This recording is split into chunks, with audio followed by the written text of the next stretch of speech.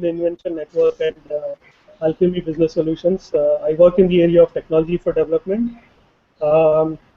So today's call is basically about software patents, and the title of the call is Software Patents, Evil, Necessary, or a Necessary Evil. Uh, Software patents have been a very controversial topic. There have been books written about software patents, which are basically, as dramatic in title as patent failure, innovation and its discontents.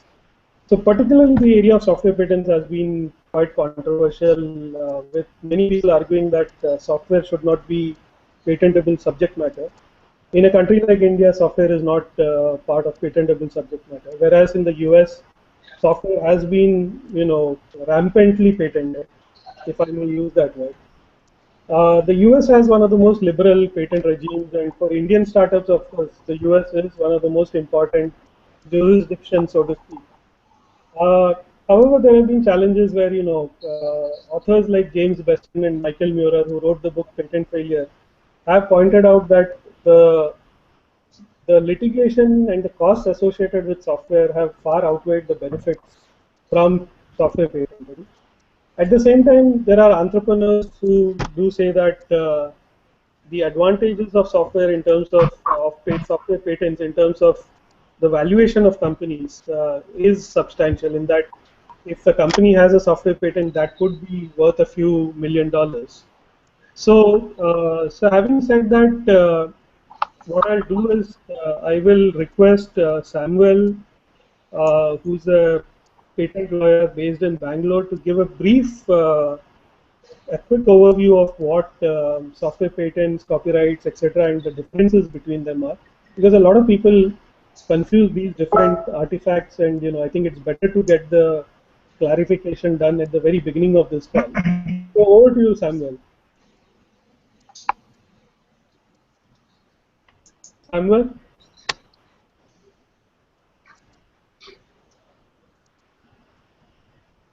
Samuel, can you hear us?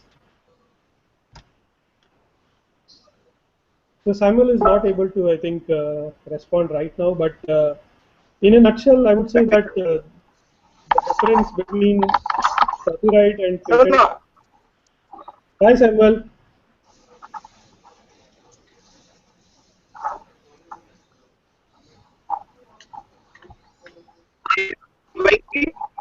Yeah.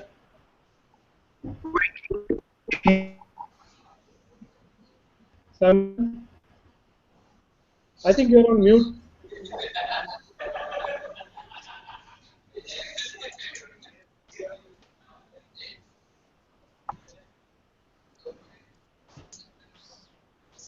Hello? Yeah, we can hear you.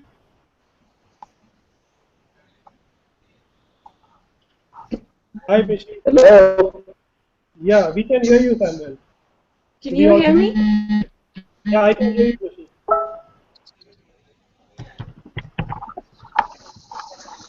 Mishi? Yeah. And all of the confusion. So let me quickly describe what I can't hear you at all. There is too much latency between your words. I can't understand what you're saying. Yeah, I think Samuel will have to disable the video. Mishi, I was just requesting Samuel to do a quick clarification on the difference between software patents and copyrights. Just so that we get that. So can you do that? Oh, is Samuel doing it, or you want me to do it? Samuel is not able to speak on the call, so can you step in and do that? Sure. So that's a good question, because there is usually a lot of confusion about various forms of copyrights, whether it is trademarks, copyrights, and patents, and that's why you will hear many people in a lot of software developer communities insist that we not use the term intellectual property rights, because they always end up confusing. And so trademark is usually a reflection of a word mark or logo, which denotes where is provenance of a certain product or services, where is something coming from, and how the consumers in their mind put the connection together that such goods and services are coming from such and such place or such and such brand, and it must be of certain qualities or certain characteristics which are there in their mind. And trademarks are usually jurisdictional, like the other copyrights, or sorry, intellectual property rights are. So you register them in your own jurisdiction. They are usually awarded for 10 years. You have to renew them by paying a fee and also fulfilling certain kind of requirements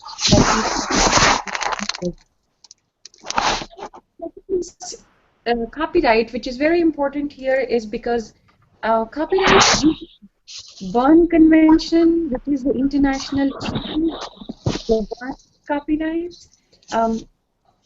Software programs are protected as literary works under the Berne Convention, and copyright mostly comes into existence for various requirements, but at least in the US as well as to some extent in India, it's some kind of creative work which has originality of creation. There is some originality in what you have created, and once it's fixed in a medium of expression, copyright comes into existence on its own.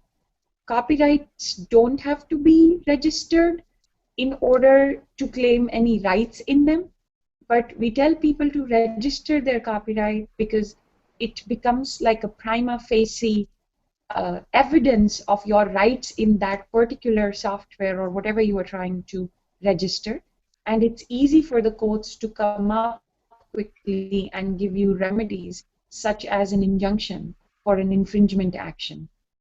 Coming to patents, which somehow seem to be most, at least the various patent offices in the world impose a little stricter criteria for what is to be granted.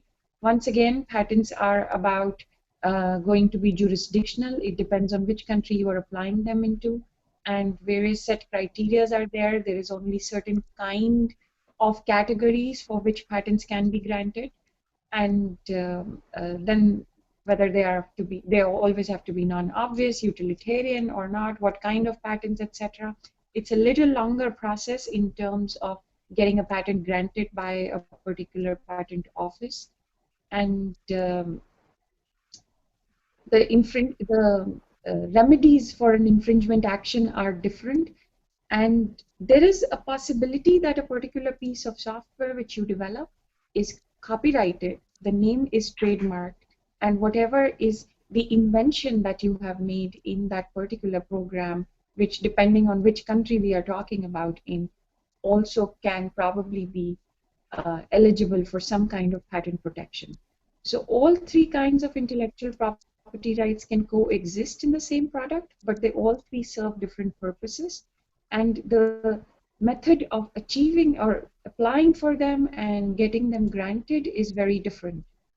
Then there are things which sometimes don't get as much attention as we would like them to, which are trade secrets, which are protected under trade secrets, and then there are unfair competition laws which protect them.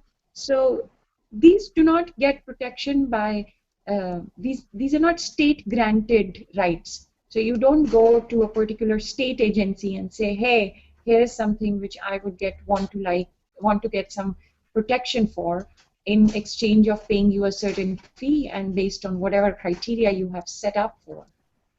So these are ways to protect your own product, but you do it in a certain way. There are criteria. What is a trade secret or not? How do you protect it? What are the various precautions you have to take in order to ensure that they remain so, that is, they remain a trade secret? And those are also various kind of ways you can protect your work, in addition to getting the other kind of intellectual property rights. Does that give a brief background, Venki, which you were aiming at? Yeah, thanks, Mishi. Thanks for setting that context and also clarifying that all three rights can coexist in the same software. So with that, what I'd like to do is we have two entrepreneurs on the panel We have Rushabh from ERP Next, who's a passionate open source advocate, and we have Vibhav, who has a mix of both experiences and has worked with proprietary organizations as well as with open source organizations. So I would like to hand over the stage to Rushabh to give us his opinions on software patents, and then go to Vibhav. Rushabh, you're up next. Yeah, thanks, Venki. I mean, we publish an open source ERP project, and we've been doing this since 2008 now. And like my view of patents and is totally different. I think in software, I mean, and what we are seeing even currently these days is that more and more open source stuff is coming out. Even Microsoft is investing into Android flavors, and I mean we've seen all of that. I mean the whole patents slow you down. I mean that's the thing. Patents and specifically not able to see what's inside a software, and that speed is something which is so powerful that I think in a few years, at least for software, I mean having a closed ecosystem will not be an option. So my view is that if you're looking at GitHub, there are 15 million repositories, I think, open source, and so that's a huge amount of work that is available to be built upon. And anybody who's building an ERP software today will probably look at one of the existing ones and start building on top, or learn a lot from those at least. So I mean, my view comes from speed, that open ecosystems are so much better in terms of growth. But then again, the legal question comes when there is misuse of the open source ecosystem. Like we just found out somebody sold our product, removed the name and sold it for a ridiculous price to some Malaysian company, sold it to a German company at a ridiculous price, and then the German company eventually found out. And there have been other instances where people have owned not only our product but our entire brand website, and then they just change the name. And wherever there is attribution required, for example, for a documentation, they have not been able. I mean, we just wrote them a couple of emails. So and they fall under the category of copyright violations, not so much a violation. Sorry to jump in, Rushabh. I am an open source lawyer myself, so I completely share your sentiments, what you're saying. A very big fan of source software as well as the licenses. And just to see what you've been facing, yes, Venki, that's a mixture of a trademark and a copyright infringement. And so, sorry, I didn't mean to interrupt. Just wanted to say that. Your clarification is important because probably you're the most qualified, you and Samuel are the most qualified lawyers in this particular in discussion. So Rishabh, my question for you, did you ever consider patenting your company's software and technologies? What is the reason that, if yes or no, what are the reasons? We have registered a trademark, but we have not registered any patents because it's just the cost is prohibitive, and just getting into the whole thing is just an extra additional something that slows you down again. So that's not something we have really considered. Okay.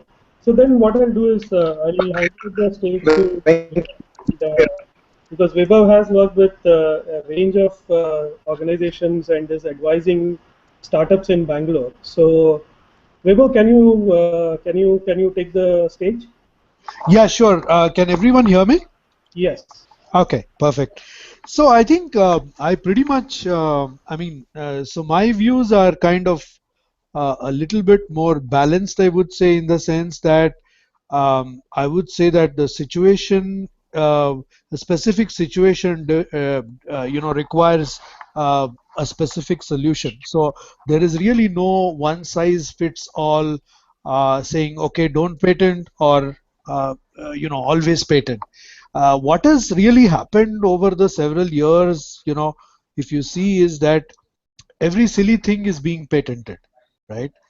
And because of that, there's been an abuse of this whole patenting process, where people first think about patenting and then talk about other things, and that is probably the other extreme of holding on to something. But on the other hand, if you have some breakthrough, and I mean, to give you an example, I used to I mean, I founded this company called Cloudbyte, where we actually invented something really significant in terms of quality of service. That's got to do with a new algorithm, pretty much a pretty new algorithm, which does things in a very different way. And there we found a value in actually patenting just that one part of it, right? And of course, we work with several. For example, we don't actually patent the whole file system. That is all open source. Nor do we patent the operating system. We just patent one algorithm inside the operating system, which is specific to what we invented, right? So I think that is, I mean, that I thought is probably a better approach where and potentially in future you would probably throw this patent also open as more and more people get to understand quality of service in storage, right? But coming back to this question of whether we should patent or not, so one of the lessons that I have learned, right, at least, is that especially if you are in enterprise software, um, it's extremely difficult to get customers to accept proprietary software of any kind.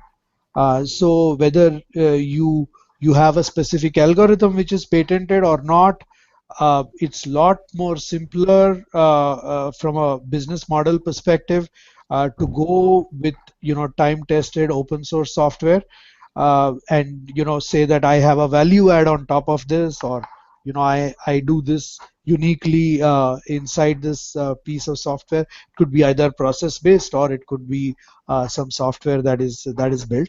And I actually advise a company called NCloudN, which actually does precisely that. They are an open source company based on OpenStack, which actually does a proprietary VDI solution on top of that, which has some unique value add. Of course, it is not a patent yet, but ultimately, I think even that will be open source because it's at this point unique enough to kind of keep it closed. But over time, it would probably get more open. So I think as I said, it's probably not about uh, you know before you pull in the lawyers, right? It's about you figuring out as a software person whether what you have done is really something um, breakthrough, for example. If it is, then I would advise you are protected well by a patent, but you have to be very, very honest about it, and be very clear whether what you have done is that kind of breakthrough or not. So I think that's where I'll stop, and probably I'll let you carry on with the discussion. So Vibhu, thanks for that comment. But I see a very common conflation of two different concepts in your statement, because I think there is a understanding or a misconception saying that if it is patented, it cannot be open source. I think it can be both, and maybe Yeah. Mishi can chip in, and or Samuel, can you speak? Samuel, are you audible now? Okay, Mishi, can you speak a little bit about that? Because And I also had a question earlier, because it seemed, I understand the entire thing about not get the lawyers in the very beginning, which absolutely makes sense. You first innovate and then you decide about if you need any protection. But I do want to point out something which, as Venki says, as usually confused and two concepts are collated. Free and open source software licenses mostly at least work on copyright, and these are copyright licenses in the common law terms of unilateral permissions to do something. Some of these licenses, mostly the later ones, which are not MIT, BSD kind of licenses, have some kind of patent grants. So you will see that mentioning of some kind of patent provisions will be there, like in the GNU GPL version 3 has a very long patent grant. Apache software has a software defensive suspension clause, and similarly in some other EPL, etc., you will see certain things, but in effect, essentially, these are copyright licenses. So when anyone says that they are going to open source their product, which means that they choose one of the 70 or 80 licenses which have been approved by the OSI, and they are going to release their software under that particular license, either because it's built on something which is already open source, or it is something which you decide to choose as a company that that's what you would like to do, or as a project, then you are choosing a copyright license which may or may not have any kind of patent provisions. Then, because this is only related to mostly copyright, it is only related to copyrights and not related to trademarks or related to patents, then comes a separate issue. Okay, I am releasing it under such and such license, but it might be encumbered by patents. And this opens up a variety of questions. Where is it patented? How are you releasing it? And what are you going to do about it? Patents were not the case, and if it were not the case that patents and copyright licenses or free software licenses were different, you can imagine IBM would not be such a big contributor in the same way to Linux, or Google now coming up with various projects, or Facebook, which is now contributing to various of the free software projects. Now, you will probably notice if you go ahead that there are certain patent pledges which these companies make. Or there are other ways of they have patents or they may not have patents, but the companies which have patents and also participate in the big free software projects make a patent pledge in order for the free software projects to have such implementations which will not be encumbered by patents. So this happens very common about confusing it, but these are copyright licenses which do not really talk about patents, but at times they do, and then they tell you exactly how they want those patents to be treated. So it cannot be completely said that they never do it, but the instances are smaller, and it depends on exactly which license you are using and what it says. Defensive suspension works in a very different way from what an implied patent license might work. So, and then there are certain other licenses. Creative Commons is being used a lot these days to release documentation of a particular software program under Creative Commons licenses. And now the breadth of how Creative Commons will be used is just going to go further and further. For example, hardware designers want to make use of the Creative Commons ecosystem, and they are thinking of certain plugin kind of licenses and address the patent problem. So open source licenses are copyright licenses. You can make a software open source, you can have a community around it, people can contribute and not ever file a patent. And I urge you to look at Debian, which is one of the big free distributions, patent policy, as well as a patent frequently asked questions. It is a very exhaustive resource, and it tells you exactly how a free software project approaches the questions of patents. Venki, is that what you wanted? Yeah, thanks, Mishi. I think it will be worthwhile for all of us to take a look at the Debian patent policy. But I think in the summary is also that the software can be open source or proprietary, and in either case you can file a patent which is separate from the copyright that you hold over the software itself. So with that, I would like to invite Mani to speak, and Mani and I have been having conversations around what is the appropriate IP strategy for Indian organizations to use. And one of the discussions that we had was that most startups that I have been speaking to have absolutely no IP strategy. So Mani's response was that Venki, don't worry about startups. The thing is that even some of the largest software companies in India, and Mani consults for them, even some of the largest software companies in India don't have an IP strategy. So with that, Mani, can you chip in? Yeah, can you hear me, Venki? Yeah, I can hear you.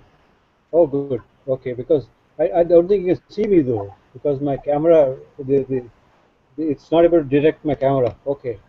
So that was very interesting. Hi, Mishi. Hi, Samuel.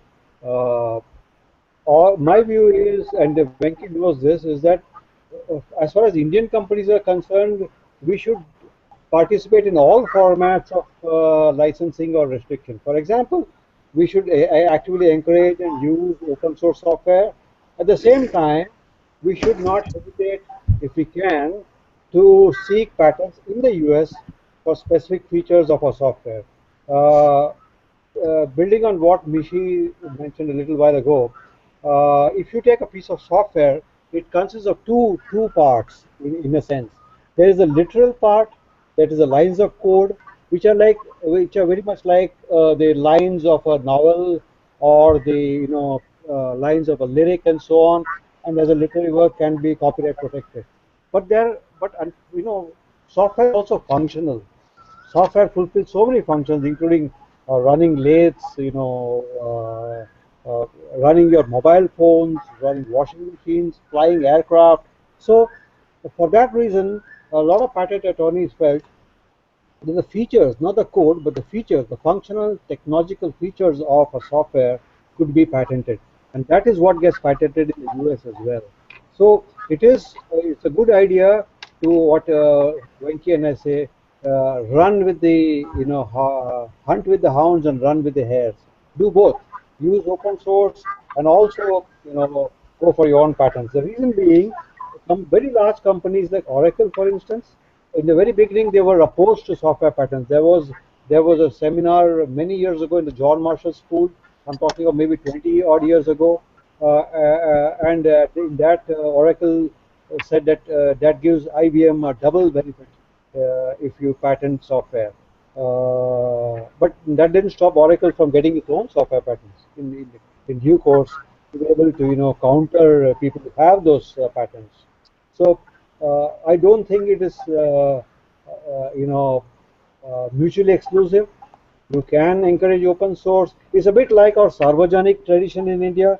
You have property that's private with high walls and all sort of fences, and you also have Sarvajanic property that you could commonly use. It's still owned by someone but freely allowed to be used by others. So we got to be have both options open for Indian companies. Venki, can you hear me? Yeah, I think now we can hear you. Thanks, Samuel. Okay, so I've been listening to the discussions. So the point that we're trying to, the points that we're trying to make here are really around what is appropriate for Indian software entrepreneurship. And the questions to be asked there are really, what is it that you're trying to protect? What is it that you're trying to achieve by putting a patent, applying for a patent or applying for a patent, right? If we were to take that sort of a prism, the point becomes one of, why do you need a patent? Do you need a patent because you really think your intellectual property needs patent protection, or is it because you think that a venture capitalist or a potential investor would like to see IP, and a patent is the best way to demonstrate that IP? There are many different sort of conflicting shall I say, perspectives or differing sort of drivers for why anybody would consider a patent strategy as part of software. I can't agree more with Mani that most IP strategies in India are not really well thought out. I've been at the other end where we've sort of looked at IP filings and really not done anything optimal with it.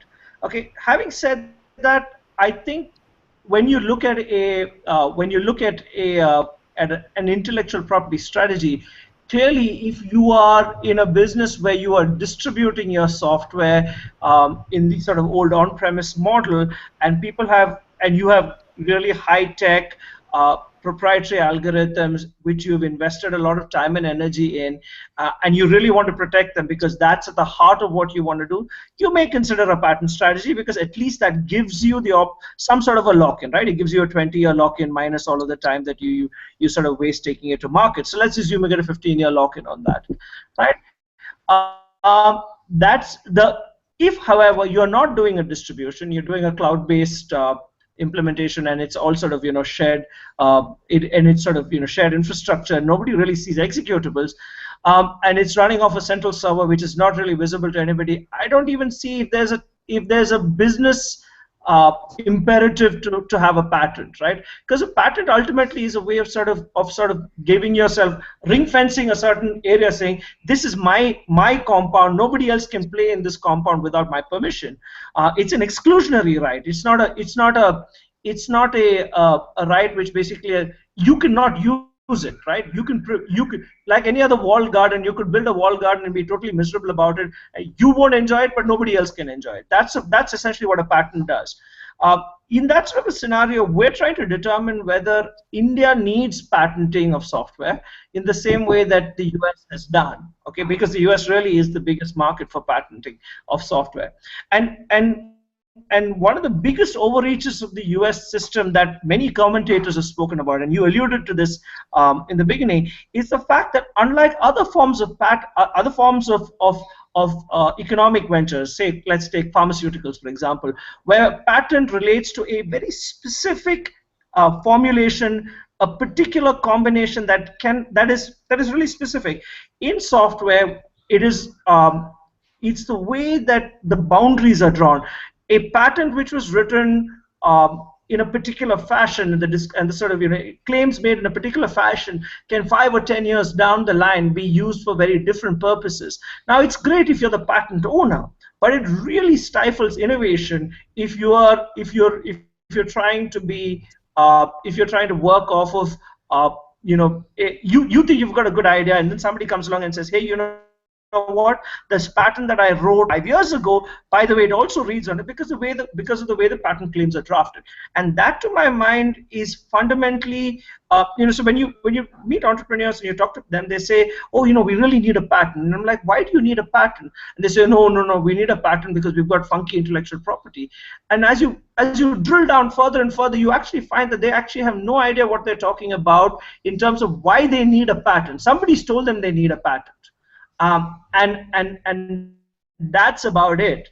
Mishi and Mani and all of these guys have alluded to the fact that that intellectual property is a multi-pronged strategy. You need to think about your intellectual property the way you would think about anything else, right? It's not, you don't take a one-size-fits-all approach, and patenting of software or the push for patenting software is really that sort of an approach. Say, if you have a patent, you will get a better valuation. If you have a patent, you can sell in the US. No, you can. There are lots of different ways of doing it, and it is incumbent on entrepreneurs, Indian entrepreneurs, to figure out what works best for them. And I suspect that largely what works best for them is probably some combination of trade secrets, copyright, and just the way the business model is run. If you're in the cloud space, I don't see any reason why you have to worry about your algorithm. And Vibhav talked about algorithms and proprietary sort of developments that they want to protect. If it's cloud hosted and really nobody can access it and reverse engineer it,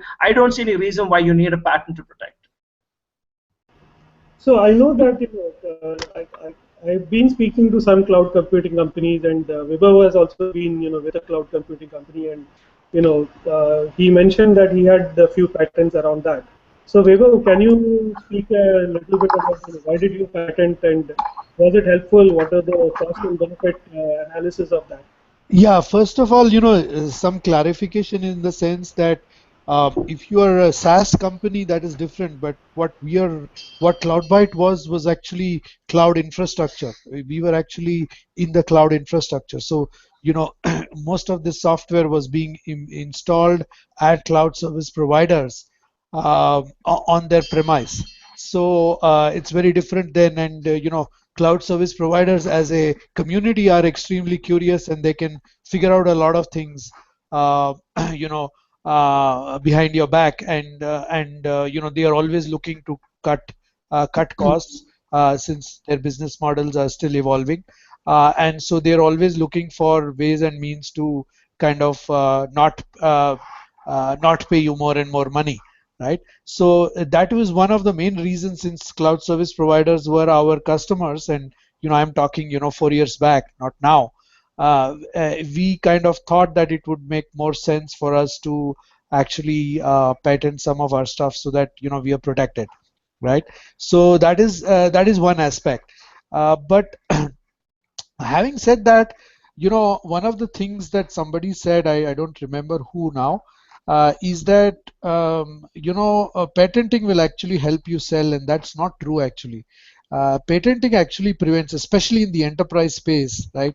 My experience has been that patenting will actually hinder your expansion in sales, because lots and lots of customers, both across the world, are very wary of taking proprietary software that is coming from startups, which does not have proper, I mean, even if you are funded Series A, Series B, they would be very hesitant to kind of take it up, simply because what if the company disappears and they are left high and dry. So it's actually a lot easier when you have your stuff based on open source, that you can actually one thing is you gain the confidence of customers that if in case this company disappears, I can always get it supported by someone else. And second is it also gives a stamp on the quality of the software if it is open source. So I think both ways, I think that is one thing that we need to be careful about. So I'll probably stop here and see if there are any questions or points. Venki, I just want to say one thing. This has been very good what you just said, both Sam and then many. If you find, Venki, can I just make one point here? Yeah, please go ahead. So I like the discussion, but I think it's important for the entrepreneurs to also exactly speak what he just said. There is a difference here about what the policy should be and what is good for a small startup. Right now, India does not allow software patents, but there are still some applications which have been filed and which have passed through the cracks. But I will just say one thing, that we've done a study in between 2009 to 2010, for example, 141 patents were granted in the area of software in India. But 98% of these patents were being given to the US companies, not to Indian companies. So it is just important to remember that what are the chances of getting a patent protection. That's why the good point which was made earlier was that you have to have an effective strategy where it makes sense to go and get a lot of patents elsewhere, because in order to compete with these companies. So it's in the US, if you think there is something which you've made which is worthy of a patent protection, please go ahead and get it. But in India, it's going to be a very different ball game, because one, you may not be able to get anything because of either the law or how it is operated. And second, it may not be a right thing to do. Second, for startups, which is why I thought that the entire conversation has to be centered around them, is the costs are high, the benefits are low, and the confusion is much. And also there are so many of the other components, because free software is like raw materials for any startup, and great raw materials, so you're picking and choosing a lot of stuff from various places, and you may not be able to claim any patents on that also. Keeping all of those factors in mind, startups are better advised to use trademarks and copyrights to protect things, and also rely on community defenses, which do not get talked about much by a lot of, whether the lawyers or even within the companies. And these are ways to depend on the free software communities for your patent protection or IP protection. For example, and Venki, you are better to talk about this, there are efforts like Open Invention Network, which is a company which helps protect everybody who's using Linux systems if you become a licensee. And they keep adding to the definition of what a Linux system is, and the number of packages have been increasing, and now I think there are 2,400 packages in that definition. And it doesn't cost anything for a small company or a large company, it doesn't matter. For them to become a licensee, it's zero cost. It has nothing to do with anything in terms of you don't have to give up anything, but all you get are these great goodies, and you become a part of an ecosystem where big companies like Google, IBM, etc. are there to protect you lest anything happens to what you have created. Then there is license on transfer, which Google has come up with, which is also a similar ecosystem which is being created now. So for a small medium enterprise, and as earlier it was made, it has to be a mix of things. Pick up what works for you, which does not waste too much of your time, which does not involve us lawyers talking ad nauseum because we love our own voices, and also give you all this advice so that you spend all the money on us. No, it is your business strategy. You should have counsel. Lawyers should be counseling you and not selling you all the time. It has to be a mix of strategy, which country, where, what you do, where trade secrets work, and where trademark and copyright, which are cheaper ways of protecting it, work. And third is becoming part of the community. The free software community is big, expanding, and has done a lot of things and has experience in the last 25 years of dealing with similar problems. These are not new problems, so become a part of the community, not only upstreaming your patches even if you don't do that, but just taking advantage of the systems that community has built in. That's it, Venki, and I'm sorry to have taken so much time out of this. No, I think good clarifications, and thanks so much for that, Mishi. Just to add to what Mishi has said, I think we'll come to the cost and the benefit bit in a second, but the Open Invention Network has, purchased a whole bunch of patents from a defensive perspective, and today it has got a collection of about 1,000 patents, which are, freely available to anybody who signs up, and so that's something that Indian startups could look at. The other thing which I wanted to mention is that I was talking to a friend of mine who runs a cloud computing startup, and he said that he has applied for a couple of patents because he wanted to ensure that his company was defended or he had some defensive positions if they were sued by somebody. And so when I asked him the cost of that, he said that cumulatively he spent about 24 lakhs in acquiring these two patents. So I think the cost clearly seems to be fairly on the high side, and I wanted to check from Samuel or Mani as to what do they think of the cost-benefit analysis. Do you have case studies of how companies are benefited from having software patents, or is it an expense or is it a defensive strategy? So that's a great question, and I think Rinka has also raised the issue on the chat. Now, defensibility is clearly probably the only real reason why anybody should spend meaningful sums of money on patenting.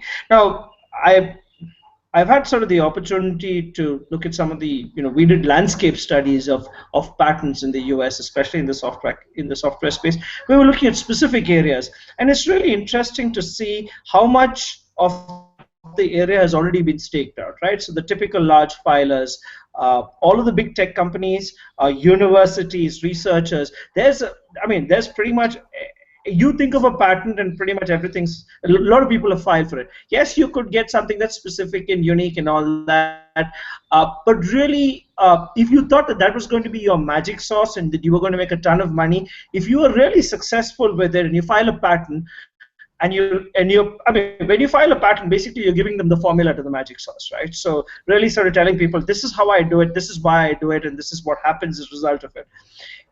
If you're really successful, and that's the key to your success, and you really want to protect it, you're going to have to think about whether it's better off as a trade secret or as a patent. Disclosure means that other people can look at it, and if they can look at it and they can relate it to their patents, and somebody thinks that you're a real business threat, they could offensively assert their patents against you, or go find a patent assertion entity that may do it for you, right?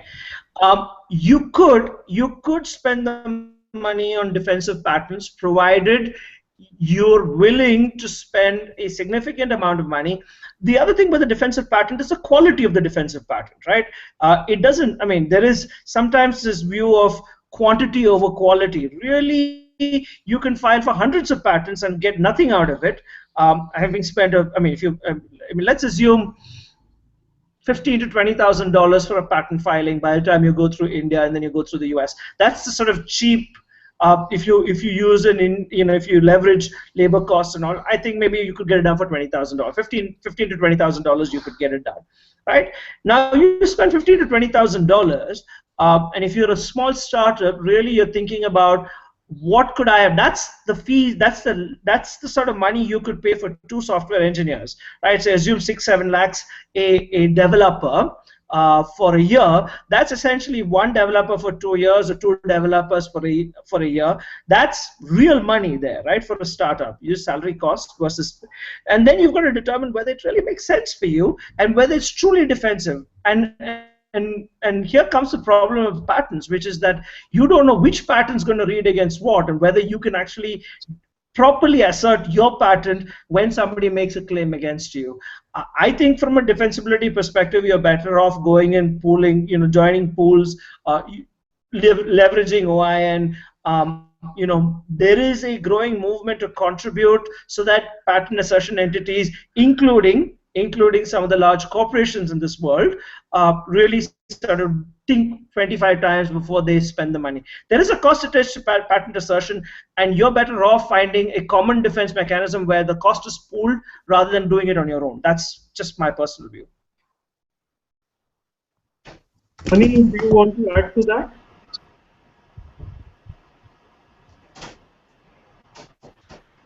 We can't get... Mani, can you join? Yeah. Yeah, can you hear me now? Yes. Okay, yeah, I agree with Samuel. You're absolutely right. I'm just wondering whether we can form an India-specific patent aggregation entity. I mean, if there are any two countries in the world which can do something to counter this relentless trend towards using patents as coercive devices, it is China and India. So if we really have a plan, in India to get more Indian patent aggregators, or maybe one large Indian patent aggregator, especially in the IT industry where it is most needed, because if you don't hear of so many lawsuits in, say, steel or materials, or maybe no, that is not to the extent, and nor in say automobiles, which is, but in pharma and in IT, litigation is rampant.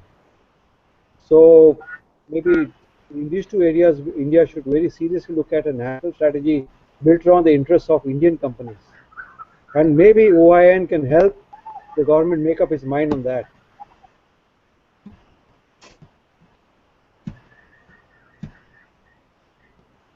Sorry, Mani, you were saying maybe OIN can help. Can you elaborate on that? Yeah, you see, Sam mentioned the need for people to join pools. Okay. There are no India-specific patent aggregation pools. There are no patent pools which are India-specific.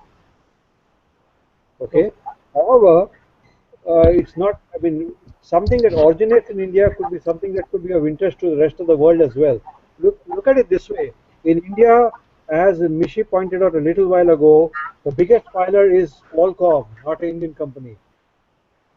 Mishi said that out of the 140 patents granted in India, 98% are granted to foreign companies. So it is not enough to say, I will not look at patents, I don't care. You can still be hit by a patent in India owned by someone from abroad. So the risk is real, and it is real for large Indian IT companies, and they have the money and we have the will, and we can actually put together something which protects the common interests of the large Indian IT companies. So maybe NASSCOM and OIN can help Indian companies form a patent pool. It's worth considering. Can I just jump in there? I've had some experience of what Subramani is talking about, and really there is no real. I don't see any benefit to an Indian patent pool for India specific, because really you patent infringement ultimately boils down to how much you have to pay by way of license fees and infringement damages, right? So getting a computational damages in India is really sort of difficult. All of the assertions we have seen have been basically in the US, or people as coming to India to assert US patents, trying to attaching it to US revenues, right? Really, that's the big market, because that's the best place to get damages. So in that sense, if we're going to look at, I don't think we should look at India and create a software patent regime for India to protect Indian companies in India, right? That's not necessarily. I don't view that as being a problem, and we shouldn't create that problem by putting software patents in India. If Indian companies wanted to pool their patents to protect against pool the US patents, that's, you could join OIN, right? I mean, Mani, I just think that that's a better way. Pool it such that you can benefit the greater whole, rather than sort of doing this whole India in India specific thing, because that then invites the Chinese to say China only, the Koreans, the Europeans. We don't want to be that. We want to make sure that innovation's free, and that people get rewarded for what they do, not what they sort of land grab. So That's Yeah, yes. I was not talking of legislative changes. I was talking of some degree of awareness among Indian companies about what the risks are, and what they could potentially do. The shape of it, the patent pools, which I said are specific to India, may take a different shape from what we are talking about now, or even thinking about now. But I'm not talking of legislation. I'm only talking of aggregation of the interests of Indian people, of Indian companies. I think the point that you make about getting Indian organizations, whether they be startups or larger companies, getting them to be more aware of software patents, I think that's a point well taken, and that is also, I think, clearly a part of iSPIRT's agenda going forward. So, and this hangout is, I think, one of the first steps in that direction. So, having said that, we just have another 4 minutes to go. So, what I'll do is I'll do a quick wrap up. So, my sense from this particular discussion is that, and from the comments made by Samuel, is that the biggest advantage of software patents seems to be more from a defensive perspective, and clearly, given that India does not recognize software patents as patentable subject matter, applying or filing for software patents in the US is one of the strategies from a defensive perspective. So that strategy, as Mani has said, is very memorably is run with the hare, hunt with the hounds. I think there still needs to be quite a lot of thought process and a lot of effort in terms of understanding what is the cost-benefit analysis. There seems to be, to me, that there is a significant requirement for greater awareness and greater understanding of software patents among the Indian ecosystem, greater understanding of the differences between software patents and copyrights. That basic understanding and that basic awareness seems to be, the need for building that up seems to be still there. So, having said that, I would like to thank everybody on this call for joining in, and I think clearly this is a discussion that is important and needs to be taken to a much broader forum, and hopefully we will have that conversation in that cycle of discussion starting off soon. Thank you, everybody. Thank you. Thanks all. Thank you. Bye. Bye. Thank you. Bye-bye. Bye. Bye.